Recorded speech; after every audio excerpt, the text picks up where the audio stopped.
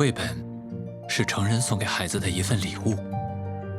蔡高、熊亮、灿然这3位绘本人，他们会以天马行空的想象力，为孩子创造了一个个五光十色的绘本世界，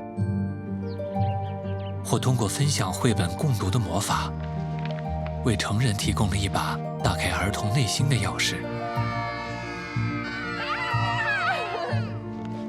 他们打通了成人世界和儿童世界的通道，为人们传递着奇妙的绘本之力。